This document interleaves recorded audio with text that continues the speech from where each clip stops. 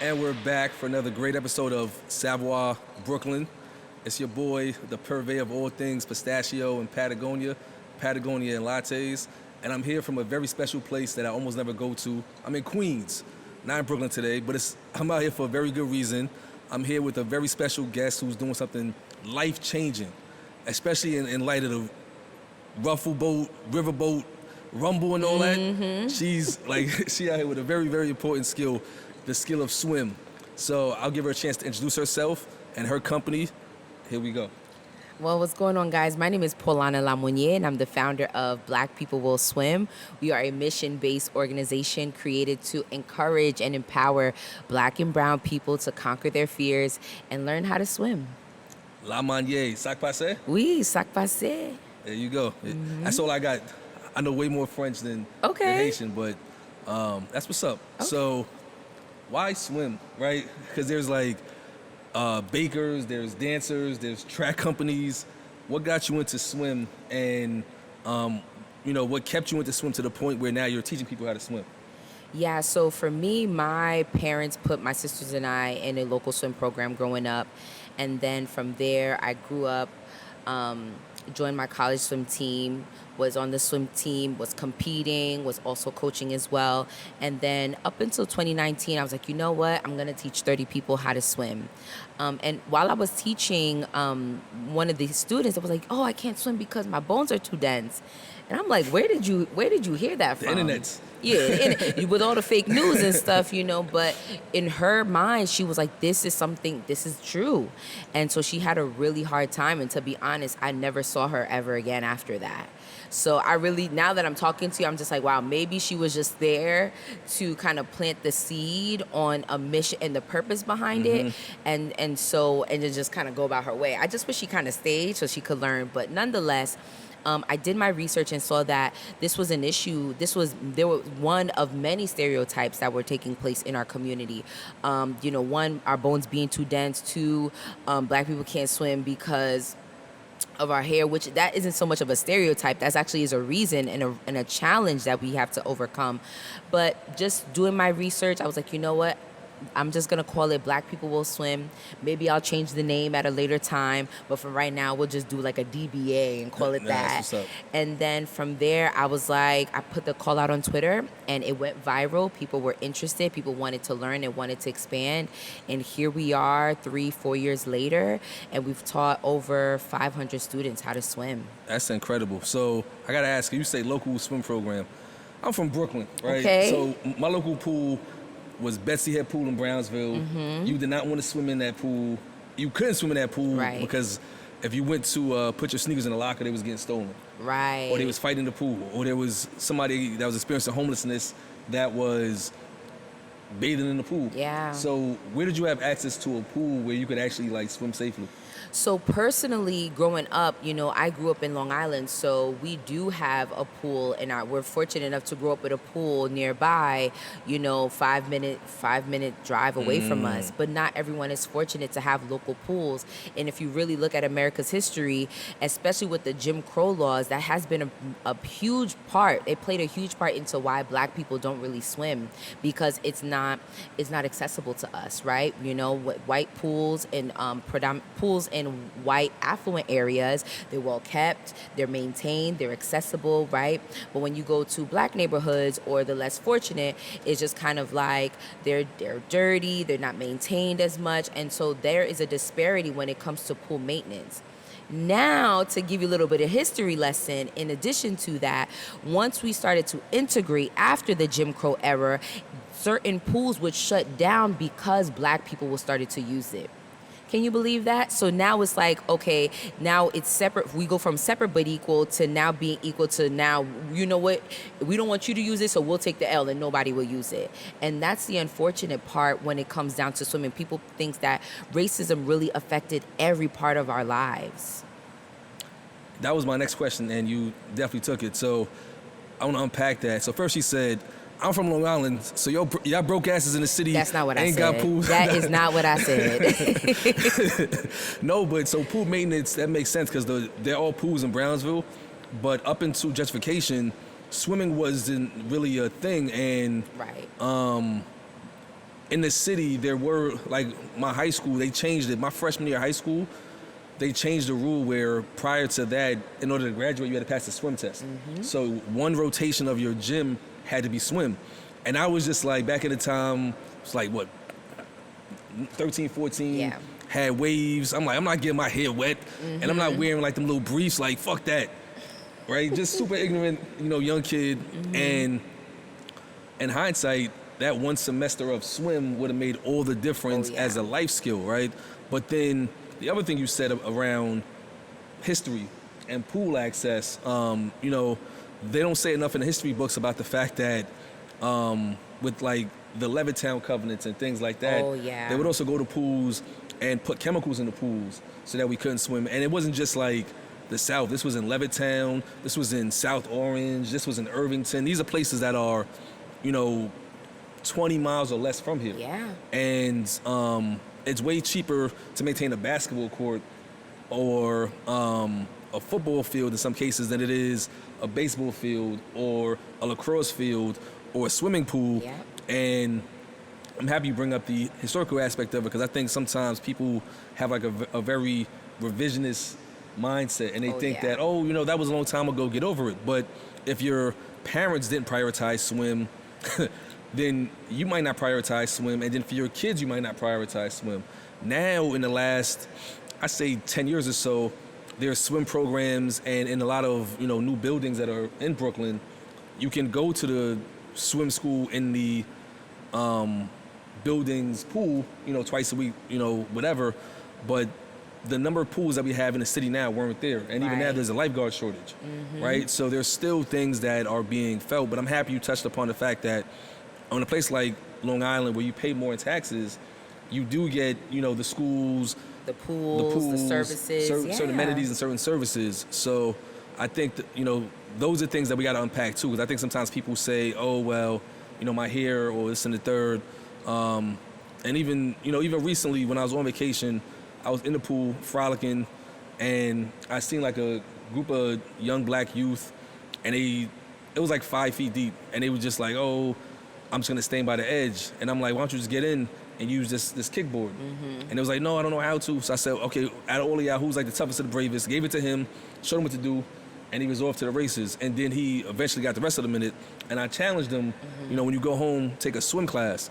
But I just hate going on vacation and seeing everybody but us in the pool. Enjoying it, yeah. And I definitely seen some black women there off to the side, and I was like, hey, why you on the side? And my kids came through splashing, jumping in the pool, and my son wet one of them.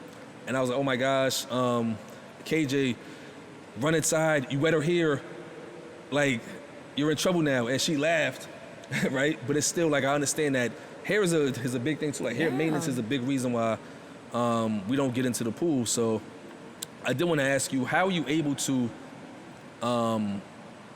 be effective in what you do? Because 500 people is a lot, right? Oh, yeah. That's super impressive. So kudos for that. But what are some of the things you've done to find success in helping people swim? Because even in my swim class, I've seen people, grown adults in 4 feet water, like, oh my gosh, no, I can't. And they like flailing around and that kind of stuff. And like some of the white instructors are pretty good, but the black instructors I have are like really good about like, hey, don't worry about it, just do it this way. Like, what's your secret to like being effective at what you do? I think for me, it's just creating that safe space for people to be vulnerable. I think that is what makes Black people swim unique. When you have a class, when you have an instructor with who is someone who looks like you, that kind of breaks down that barrier of like insecurity and allows you to be vulnerable to where, I'm going to be able to conquer my fear, because that's a super vulnerable thing to do, conquering your fears as a grown-ass adult and doing it in front of 6 other adults as well that may just be, if not the same, better than you. And so sometimes those are some things that people also struggle with, like, hey, I just feel like I'm going to drop out of the program because I'm not doing as well as my students. But I always remind our students that, we have our own lane, and to stay in your lane and you paid for the class, get your money's worth. Also, we don't offer refunds, so that's another thing too. So you guys better stay in the class. But really, it's all about being vulnerable. And for me, I like to be nosy. So I ask them questions like, what was your first experience with swimming like? Do you have any bad experiences? Have you witnessed a drowning? What has taken place in your past? Kind of like a doctor, when the doctor asks you, well, why are you here today, right? What are your symptoms? What are your conditions right now? That's the same thing for me as swimming. I ask those questions because I want to know the individual. I want to know what I'm working with, and how can I really assess them and help them take them to the next level. If their program ends, like let's say they're going on vacation a few weeks, okay, I'm gonna go ahead and assess and figure out what is it that I need to teach them so that they'll be ready to go for vacation. So that's kind of how I process and do my classes, and I really encourage our instructors that way as well. No, that's dope. So, what's a good age you think to get into swim? And then the second question is, what are some of like the health benefits, like exercise-wise, of swim? Because I think people sometimes will say, that's why people shit or whatever, but the swimmer's body is a real thing. And I think people understate how much physical endurance and overall health, like how much physical fitness is required to be able to swim. So on the one hand, what do you think is a good age to start? And then two, what are some of like two health benefits to swimming? I think people should start swimming as young as 6 months, to be honest with you. If you really look at the statistics, drowning is the number one cause of death for children under the age of 4, right? So you really want to try to get them to swim. And number two, for your second question, swimming, with all the sports there is that are out there, swimming is the only sport that can save your life. That's end of story. You can if you really think about all the sports that are out there. Maybe boxing too, swim plus boxing. Maybe, yeah, we could throw boxing in there. Maybe self-defense, yes. But in all honesty, swimming is the only sport that can really save your life. And so, from a literal standpoint, we know figuratively, basketball, yes, but it's the only one that can really. It is a life skill that can save your life. And so, we encourage students to learn as young as 6 months. We encourage and remind them that this is a life skill, and most importantly, that this is your place for you to do it, right? You're doing it at an affordable rate that is cheaper or just about on par with certain YMCA swim clubs. British swim schools, I won't say any other swim schools' name, but the other swim schools, they charge a lot more, right? Yeah, so how we do our business is that we look at all the obstacles that have prevented Black people from learning how to swim. It's accessibility, it's affordability, and it's representation. And so for us, we want to make sure we make it accessible. We used to teach in residential backyards in Long Island. We brought our swim program to Queens, right there by a transit hub in Jamaica, so that you can take a Uber, car, train, bus just to get here. We make it affordable. Classes, it's $160 for 6 classes for kids. Wow, really? Yeah. That's like school that I go to, we don't have to chat. If not, I'm taking my talents out to Queens. Please. Yeah. Okay, $160 for 6 lessons for kids, and it's about $210 for adults. That's still significantly cheaper, right, than other swim schools. You should charge more, ma'am. So a lot of people say you that. Should charge more. A lot of people say that, and to be honest, I feel like that is kind of where we're at right now, for the simple fact that if we charge any more, we would be no different than the other swim schools, right? I know. But that's it. I know my CFO was like, you need to charge more. And I'm just like, maybe $1? But I'm just so I'll sign up, and then you can boost the prices a little bit more. Like, I want to get grandfathered into like the the original price. Okay, I heard you. But we want to make sure we don't outprice our core demographic, right? If we start, they got the bread. Like, some do. We got money for brunch. We got money for certain things like vacation. You got money for vacation. You got money to. Absolutely. Right. But this is also why we don't provide free swim lessons, right? Because once we provide a free service, people do not, and this is from my experience, I'm not saying this is a blanket statement, but from what we've learned is that offering and providing this free service, people don't come. they don't come on time and they miss it, right? They don't appreciate it. And they don't appreciate it. Once you put your dollar, your hard-earned dollar behind a product or service, you will come. You will come, you will ask for a refund, you will make sure you attend all your makeup classes. And so this is why we don't make it a free service, because you won't value it. You won't value the life skill that we are providing. And it's hard to provide. To rent this pool right here is $13,000 for 6 weeks. So we gotta call somebody in CUNY and figure something out. Come on, President of CUNY, come on now. Man, we gotta figure something out. Yeah. I'm happy you said that. I gotta call somebody somewhere. We'll talk offline about that. Yeah. That's crazy. No, it's $13,000 for 6 weeks, so it ends up being $24,000 for the 8 weeks that we were here. Sorry, for the 16 weeks. Well, 12 weeks that we were here. So people need to really understand the logistics and the expenses and the overhead that it takes to run a swim school, right? So, and other schools and colleges, they're charging $250 per hour. So swimming is a really expensive sport. So of course we would love to offer it even more expensive or even cheaper, but it just would defeat the purpose of us being mission-based. Totally respect that. I didn't realize all of the costs associated with that. Oh, but yeah, that we could go, if we have time, we could definitely, that could be its own separate answer as far as how much it takes to really run a swim business. I mean, we can come back to that, because I do want to get to some of the nitty-gritty questions I have here. Let's do it. I think it's time for the lightning round. Okay. So these are the tougher questions. You went through a lot of the easiest stuff about swim. Okay. All right, tough ones. All right, first question. Black rice or rice and peas? Ooh. I'm gonna go for. Don't get canceled by either side. I'm really black rice. Okay. I love black rice. There you go. I mean, by saying black rice, you hereby agree to provide the cast and crew of this podcast. Cut. You see, I'm out here. All right, next one. Oxtails or griot? I plead the fifth. Nah, I plead the fifth on that one. Next question. Vacation or travel? You know what's crazy? I was just discussing that with my boyfriend. I was like, there is a huge difference between being a traveler and being a vacationer. After this swim season, I will vacation, but I'm really a traveler. So it depends on, so I would say for right now, I'd rather vacation. Is that because during the swim season, you want to do like the jet skiing and all the water sports and water excursions? Good question. So because I'd rather vacation for now, just to rest. Yeah, and that to makes sense. Replenish and just kind of replenish myself really, because this was a tough 12 weeks. And being a founder, I've cried a lot of times. And so I just want to go on vacation and just a vacation. Probably my next trip after that, it will definitely be like, I'll be on my Dora the Explorer-ish. That makes sense. That makes sense. So we spoke a little bit offline about, home buying.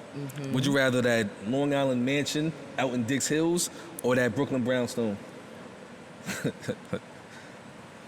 Ooh, I'm gonna say Dix Hills. I'm gonna say Dix Hills because there's more land, more property. You're really getting a bang for your buck. The brownstone is definitely good. I don't know. Kind of where I am in my life now, probably would prefer Dix Hills. Nothing wrong with that. I respect my, like anybody that's born on Long Island or even Jersey or Westchester that I meet, they have the same kind of stance of, the city's cool. And, truth be told, a lot of us now are looking at houses out there anyway for like the summer or just, long-term rentals because it is a different feel. You do get more bang for your buck. Yeah. So, you got the lightning round with no issues. Almost set me up for that one. Nah, you did great. So you did mention vacationing, and you did mention that you try to assess and push people in certain directions. Yeah. For the people that do go on vacation, what are some of the, like maybe one or two like basic safety tips? Like let's say you are on a yacht and you fall over. What's like a basic safety tip or like something to keep in mind? Like, yes, don't panic, but is there anything that you can kind of tell them that is like, here's something that you can find easily that's not like a free tip, but like a free tip like kind of situation. I know what you mean. Yeah. Some pointers, right? Yeah, like a couple pointers. So I think for starters, before you fall off that yacht, be vigilant. Always be vigilant, especially when you're around water. I think it's really important. You know, if you're the sober one and your friends want to be tipsy and stuff, that's cool. I think that there should at least be one person who is sober enough to make sure that everyone is okay, especially on a yacht, because things happen, right? So you want to be vigilant. Number two, don't wear any colors that's gonna camouflage with the water, because if you do fall in, or let's say you are jumping off yachts, you want to be able to you want people to be able to identify you, right? And so if you're wearing a blue bathing suit and you're jumping into the nice blue water, it's over, right? And so you want to make sure you're vigilant. You don't wear any colors that will camouflage with the water. And three, let's say you're really tired, just float on your back. You want to make sure your chin is up, your legs, you're making the letter T, your arms are out, legs are together, and you're making the letter T and just floating until help comes. The minute that you panic, it's over. So you just want to make sure that you float and just remain calm. And remaining calm means inhaling in your mouth and exhaling out of your nose. So even in deeper water, you can get that, like, to that T position, because I feel like when you can put your feet on the ground, you kind of like launch, it's easier. But in deeper water, I feel like it's Yeah, absolutely. It's definitely going to be harder, which means that you're going to have to make sure you really look up and point your chin up to the ceiling or to the sky to get the rest of your body to follow through.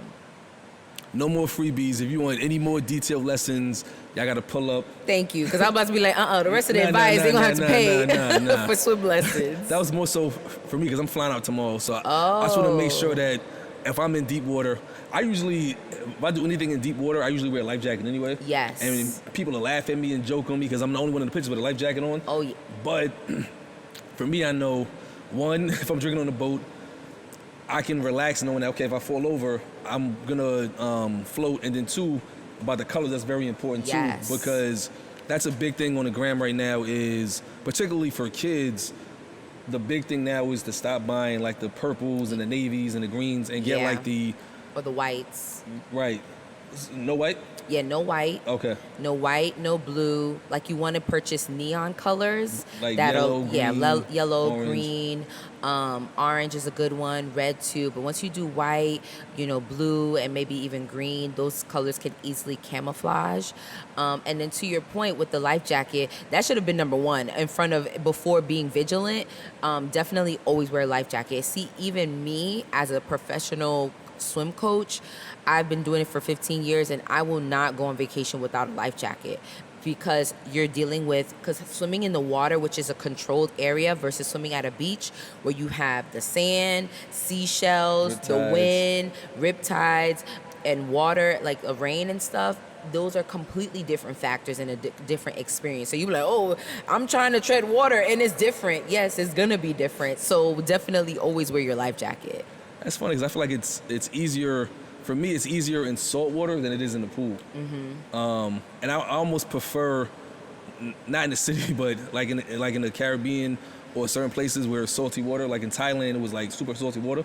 Yeah. I was floating crazy. Like I felt like I was the Black Phelps for like a split second. Okay, we're gonna say Cullen Jones. Cullen Jones is the Black Olympian. Did not know that. So yes. I feel like it was a Black Cullen Jones. There we go. Well, Cullen Jones, because he already black. You said the Black Cullen Jones. Cullen Jones is black. So I got you, though. Yes. I feel like I was Cullen Jones for a second. Here we go. But that's perfect. So be vigilant, wear that life vest, stay calm. Yes. And the other thing I would offer my own, one of the things that helped me with my fear of water when I was younger was to go on an excursion, and they said that I would be 30 feet under the water with the helmet on, and if you panic, you died. And I said, I can't swim. And it was like, no, that's fine, because this is like, you're not swimming, you're on the bottom, we'll be down there with you guys, and you're just walking around on the bottom of the floor, but you can't like jump up too high. Like you could easily get the bends, that far down. And with that helmet, if you move too weird, water will rush in. So you have to constantly like adjust the helmet. But it was a good way for me to kind of get rid of any fear I had of deep water. Because when you're looking up, like, wow, like I'm literally on the bottom of the ocean and I can't panic. So I tell people too, one of the best things you can do is get rid of your fear of water fast. Yeah. Find your comfort zone, whether it's jet skiing or whatever else, and that life vest is a good way to kind of get there too. And that's the thing with swimming, that to your point, swimming really offers a sense of freedom. When you're on vacation and you see your friends going out, jumping off the boat, and you're sitting on the sidelines, you kind of feel like you have no choice but to stay there because you don't know how to swim. So swimming provides that type of freedom for you to explore certain things, for you to do certain things, for you to be able to witness the beauty that is under the water, right? That we won't get to see at Rockaway Beach or at Jones Beach or Long Beach, so. Rockaway Beach be killing people, and there's sharks out there too. Okay, so there we go. There we go. All right, so as we wrap up, you did mention swim, we mentioned boxing. How proud were you to see a black person jump into the water to swim to a fight? I think that's the first recorded black person swimming to a fight. Swimming to a fight. It was good to witness. I will say, though I don't condone violence, I think that, I'm all about self-defense, and the fact that he saw from where he was on that boat, saw that our people really needed help and swam to that rescue is really impressive. To swim, I think people really need to understand that you're swimming with clothes. He was swimming with clothes on. And so then you have to pull yourself onto the dock with shoes, and people don't know that once your shoes are wet, it's they're a heavy. whole. It's like anvils. They're really heavy. So for him to pull himself up, and to be able to body slam somebody 2 minutes later, it's really, that's a certain type of endurance, but also adrenaline really kicked in too that somebody has. So, kudos to him. I definitely would love to reach out to see where he learned how to swim. And because of that situation, our impressions have skyrocketed through the roof. Oh yeah, people were asking about swim lessons. People were started donating to our organization, and I've never seen, and somebody said on Twitter, I've never seen people want to learn how to swim as much as this before, which is it sucks that it had to be a fight right. And not drownings, which is a tragedy, which is life, which is a death. However, listen, we'll take whatever we can, however we can. There we go. So if you pull up to this great swim class and your man's in them is on the boat getting washed, you can jump in and save his life under her tutelage and throw chairs and throw haymakers too. Okay, so well, not here. You're not throwing no haymakers here. But we teach you to stay ready so you don't have to get ready. So when it does happen, you know what to do. You're going to swim. Her swim lessons will power you to swim to anything. You can swim to your wedding. You can swim to the brawl, swim to the bar mitzvah, you can swim wherever. There you go. All right, so tell them where they can find you, what you got going on. I know you had the recent collab with Food's Paradise. Yes. Shout out to them, home team. Yes. But tell them where they can find you, the website, the socials, what you got going on for the spring. You can talk about your Emmy nominated, the floor is yours to just talk your talk. Yeah, so you can find us at blackpeoplewillswim.com. If Black People Will Swim across all platforms. And as for me and my personal Instagram, it's at ITS, it's Paulana, Paulana. And for right now, for those who are wondering about swim lessons, we end on Saturday, August 19th. We are trying to work on a fall session, but no words yet. But we really just encourage everybody to go on our website, make the promise, and subscribe to our newsletter so that way you get all the 411 and early access to registration once we go live again. Perfect. Thank you so much for your time. Thank y'all for your time. Yes. Y'all know where to find us. Subscribe to the YouTube. Tap in with Miss Paulana all over her socials. Over and out.